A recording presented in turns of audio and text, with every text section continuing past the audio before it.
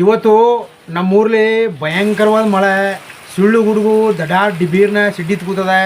ಮಳೆ ಮಾತ್ರ ಚೆಚ್ಚಿ ಉಡೈಸ್ತು ಕೂತದೆ. ಆ ರಭಸಕ್ಕೆ ನಮ್ಮನೆ ಮೊದಲೇ ಮಣ್ಣಿನ ಗೋಡೆ ಹಂಚಿನ ಮನೆ ಎಲ್ಲ ಮಳೆ ನೀರೆಲ್ಲ ದೊಳ ಮನೆ ಒಳಗೆಲ್ಲ ಸುರಿತಾ ಇದೆ. ಆ ಮಳೆ ಚೊಟ್ಟ ಬೇಸಿಗೆ ಮನೇಲಿ ಪಾತ್ರ ಪಗಡೆಲ್ಲ ತಗೊಂಡ್ಬಿಡಿ 4-5 ಪಾತ್ರ ಮಡಗಿನಿ, 4-5 ತಪ್ಪ ಚೊಡ್ತದೆ ಸುರಿತಾ ಇದೆ. ಇದು ನನ್ನ ಹಬ್ಬನ ಸಮಸ್ಯೆ ಇಲ್ಲ. ನನ್ನಂತ ಎಷ್ಟೋ ಜನ ಬಡವರು ಹಂಚಿನ ಮನೆಗಳಲ್ಲಿ ತೂತು ಮನೆಗಳಿರೋರಿಗೆ ಕೈ ಆಡಿಸ್ತಿರೋಂಥ ಪರಿಸ್ಥಿತಿ. ನಾವು ದೇವ್ರನ್ನ ಬಿಡ್ಕರೋದು ಭಗವಂತ ನಮ್ಗೆ ಆರೋಗ್ಯ ಬಗ್ಗೆ ಕೊಡಪ್ಪ, ಯಾರು ತಂಟೆ ತಗೋದಿಂದ ನಮ್ಮ ಬದುಕಲಿ ಅಂತ ಅವಕಾಶ ಮಾಡಿಕೊಡಪ್ಪ ಅಂತ ಕೊಳ್ಕೊತೀನಿ. ಕೆಲವು ಸಂದರ್ಭಗಳಲ್ಲಿ ಈ ಮಳೆ ಫಲ ಬಂದಾಗ ದುಡ್ಡಿನ ಸಮಸ್ಯೆಗಳಾದಾಗ ಅಯ್ಯೋ ಚೆನ್ನಾಗಿರೋದು ಮನೆ ಕಟ್ಕೊಳಕ್ಕಾದೆ ಹೋಯ್ತಲ್ಲಪ್ಪ, ನಾವು ತಿರ್ಗಾ ಕಾಸು ಸಂಪಾದನೆ ಮಾಡೋಕ್ಕಾದೆ ಹೋಯ್ತಲ್ಲಪ್ಪ, ಭಾಳ ಇರೋಕ್ಕಾಗವಲ್ಲಪ್ಪ ಅಂತ ಯೋಚನೆ ಮಾಡ್ತೀನಿ.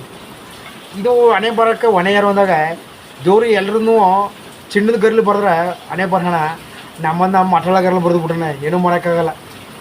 ನಿಮ್ಮ ಮಾಡಿದ್ದೇ ಮರ್ಕಿದ್ದೆ ಜಂಗಮ್ಮ, ನೀ ಕೂಡಿದ್ದೇ ಕಳಿದ್ದೆ ಜಂಗಮ್ಮ ಅಂತಾರಲ್ಲ, ಹಂಗಾಗೋಯ್ತು ನಮ್ಮ ಜೀವನ.